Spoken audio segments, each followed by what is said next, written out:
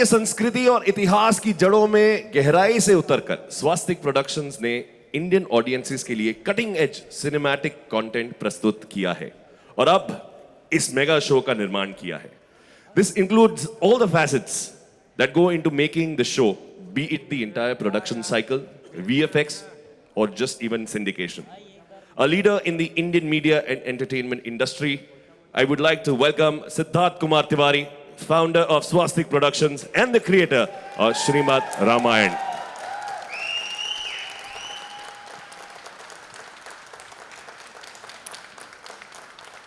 I would also like to invite on stage the award-winning Bollywood director and the production designer of Shrimad Ramayan, Umang Kumar. It's his extensive research and creative genius in creating these larger-than-life sets that will transport you to Ayodhya और लंका. और मैं श्रीमद रामायण के dialogue writer and lyricist Vinod Sharma ji का भी स्वागत करना चाहूंगा, जिन्होंने सूर्यपुत्र कर्ण, राधे कृष्ण, पोरस, जोधा अकबर जैसे पौराणिक शोज पर काम किया है. Can we have a round of applause for everyone on stage? Neeraj ji, सबसे पहला सवाल मैं आपसे पूछना चाहूंगा. We've grown up hearing and seeing different renditions of Ramayana. How will Sony Entertainment Television's Shrimad Ramayan resonate with viewers, especially the new generation, on a personal and emotional level? First and foremost, thank you everybody for making the long trip from Mumbai to Umargaon. Thank you so much. तहे दिल से शुक्रिया आप सबका आप आए यहाँ पे. I hope this was worth your while. The show is still on. But to answer your question, I think मुझे और हमें भी एट सोनी हमें बड़े वक्त से लग रहा था और मुझे अभी भी लगता है कि जिस तरह का कंटेंट टेलीविज़न पे बन रहा है वो सीमित है.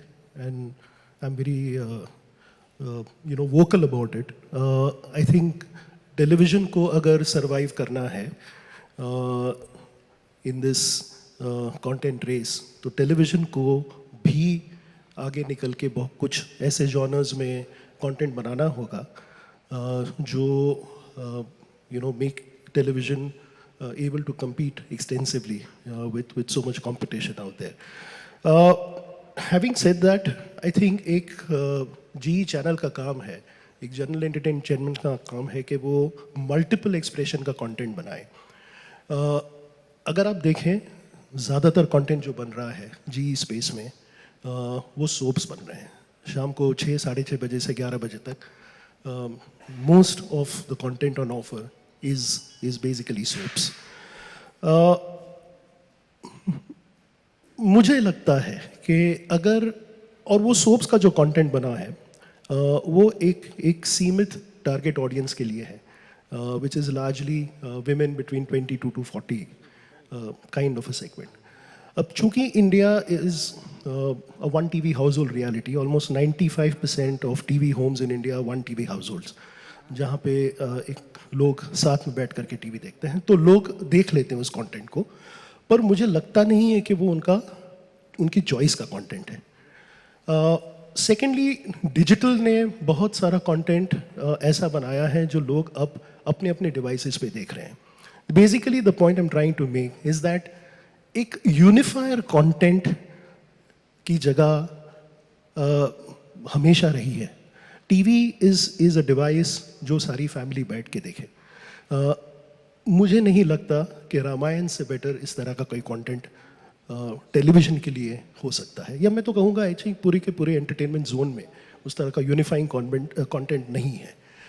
कंटेंट जो आपको सीख दे, कंटेंट जो आपको एंटरटेन करे, कंटेंट जो ट्रेडिशनल इंडियन वैल्यूज़ और ईथॉस में सीप्ड इन है, उस तरह का कंटेंट मुझे लगता है रामायण है. और Ramayan is a content that according to me probably is meant for everybody from the age of 4 to 94. It's a content that the whole family can sit together and watch. और अगर इस तरह की कंटेंट की ज़रूरत है तो वो आज है, मुझे लगता है. And I think we have just followed our heart, and both Siddharth and me have been wanting to do this for a very very long time. और हम ये बहुत छोटे समय में कर पाए, तो thank you so much to Swastik for keeping the faith and wanting to do this with equal enthusiasm and everybody involved. ये शो हम बहुत श्रद्धा से बना रहे हैं, बहुत डिवोशन से बना रहे हैं.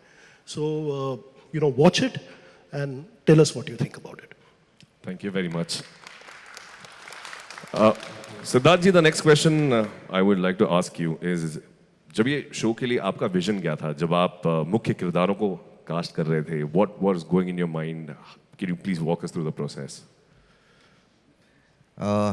सबसे पहले गुड आफ्टरनून एवरीबडी. सब लोग यहाँ पर आए, मोर इम्पोर्टेंटली स्वास्तिक भूमि पे आए, तो एक special thank you to everybody. I hope हम सब आपका ख्याल रखें. It's an honour for all of us. जब हमारे घर कोई आता है तो बहुत अच्छा लगा आप सब यहाँ आए. देखिए, रामायण की कहानी ऐसी नहीं है कि कोई भी इंसान कल सुबह उठ के सोच सकता है कि आओ चलो हम रामायण कहते हैं. रामायण की कहानी ऐसी है कि जब आपको कहने का मौका मिलेगा तभी आप कह पाएंगे. तो ये मौका मैं कम से कम 7-8 सालों से, महाभारत के बाद मेरे दिमाग में था कि महाभारत की कहानी मैंने अपने सोच समझ कर जिस तरह से कह पाया वो कही, और मेरे दिमाग में था कि ये रामायण की कहानी कभी कहने का मौका मिलेगा, तो मैं कहीं ना कहीं उस पर बैक पे पढ़ रहा था, चीज़ें सोच रहा था, और फाइनली ये मौका फिर से मिला है मुझे. And I always wanted to thank Neeraj for it, because मैंने जब इनको बोला कि हम लोग एक रामायण की कहानी कहते हैं, सो इट्स लाइक आज के टाइम पे, आज के दौर पे, आज की जनरेशन के लिए कि हम भक्ति और जो कोर हमारा मैसेज है रामायण का हमारी पूरी सोसाइटी के लिए, हमारे जनरेशन जो आज बढ़ रहे हैं, मेरे बच्चे भी जो बढ़ रहे हैं, कहीं ना कहीं एक ज़रूरत लगती है कि रामायण जैसी कहानी हमेशा इस देश में सुनानी चाहिए. बिकॉज उससे हमें मालूम पड़ता है कि हम कौन हैं, हम कहाँ से आ रहे हैं, हमारी फैमिली की रिलेशनशिप्स क्या हैं, किस तरह के सोसाइटी में हमको जीना चाहिए. रामायण की कहानी में इतने सारे सीखे हैं जो मुझे लगता है आज की जनरेशन में हम अपने दौर से, अपने तरीके से, नए तकनीक के साथ में वो ग्लोरियस भारत दिखाते हुए हम आपके सामने प्रेजेंट कर रहे हैं. Hoping that you are like it. Absolutely, sir. Thank you very much. Umang ji, I would have to ask you a question. The sets look absolutely wonderful. Thank you. They look larger than life. What was your preparation like? What was the narrative that was running in your head while you were designing something on this massive scale? ये मेरे को मौका इन्होंने दिया, बहुत अच्छा लगा, क्योंकि मैं, अगर आप बोल रहे हैं तैयारी, तो मैं लास्ट 25 साल से तैयारी करते आया हूँ. ये मेरा 6वां या 7वां रामायण है, और हमेशा जब मैं करता हूँ तो एक नए रूप से देखता हूँ उसे. सीख पहले की है लेकिन नया सोच आ जाता है. जैसे बोल रहे हैं जनरेशन चेंज होता है तो हमारी थिंकिंग भी चेंज होती है. मे बी उतने प्रिपरेशंस के बाद आप अपने आप को तराशते हो कि और क्या निकलेगा. तो luckily his vision is such and Sony TV's vision is such that everything we have seen, हमको सबको पता है, लेकिन एक नए तरह से आप कैसे दिखाओगे, तो चैलेंज रहता है. एंड यस, इस टाइम हमने ऐसा किया है कि लार्जर देन लाइफ तो करते ही हैं, लेकिन ऑथेंटिसिटी ले आते हैं. हम एक एक डिटेलिंग में गए हैं कि हम लिबर्टी नहीं लेंगे. कैसे था उस टाइम का दौर, कैसे रहते थे, कैसी लाइटिंग होती थी, कौन से पत्थर से तोड़ के बनाते थे, लंका होगा तो कैसे होगा, मिथिला होगा तो कैसे होगा, अयोध्या होगा तो कैसे होगा. तो जितनी हमको हिस्ट्री मिलती है हम पढ़ते हैं, लेकिन ऑब्वियसली फिर अगर मैं उस टाइम पर पैदा होता तो मैं कैसे बनाता. तो हमने वो कोशिश की है कि इस दौर पर मैं ऐसा एक स्कल्पचर हूं जो तब पैदा हुआ था, अब चलो बनाते हैं. राजा ने मुझे दिया है आदेश कि मेरे लिए एक महल बनाओ, तो वो महल कैसे लगेगा, ऑब्वियसली उस टाइम की कारीगरी करके, तो उस तरह का डिटेलिंग किया है हमने. एंड यस, मॉडर्न करते हैं, हमें जो दिखता है वो हमको समझ आता है. जैसे कि हम क्यों इतना, ये मैंने पहले नहीं किया था. थ्रोन ही होता है, हमारा पैलेस यही होता है. बाहर की मंदिरों की जो डोम्स है वो अंदर क्यों लाएंगे, वो एक नया दौर है, अच्छा लग रहा है, ब्यूटीफुल लग रहा है, और एक ये हमारी तरफ से कोशिश है कि हमेशा एक नयापन लाए. And that's why these sets looks humongous and magnum opus because of their thought. एंड हमने थोड़ा कोशिश किया है, ट्राई टू फिट इन. बड़ा लगेगा तो अच्छा है, obviously VFX makes it larger than life, but we have also put in as much detail, because we keep on rewind seeing it again and again, मिलता है हमें देखने के लिए, तो उतना डिटेल हमने डाला हुआ है इस सेट्स में. Thank you so much, sir. And if you like the setting, you know what to do. Outstanding. Vinod ji, आखिरी सवाल मैं आपसे पूछूंगा. जब आप डायलॉग्स लिखते नहीं, क्राफ्ट करते हैं, सो आपकी इंस्पिरेशन या आपकी भावना, what goes through your mind when you are writing dialogues or researching for such a massive epic thing like Ramayana? पहली बात तो मैं बार बार कहता हूं कि मैं नहीं लिख रहा हूं, राम लिखवा रहे हैं, तो प्लीज़ इसका क्रेडिट मैं नहीं ले सकता. सेकेंडली क्या है कि आपने जो पूछा, तो राम की एक कहानी है, शायद हम सबने सुनी होगी. बचपन में जब गिलहरी आती थी तो हम कहते थे इसके ऊपर ये 3 उंगलियां क्यों हैं.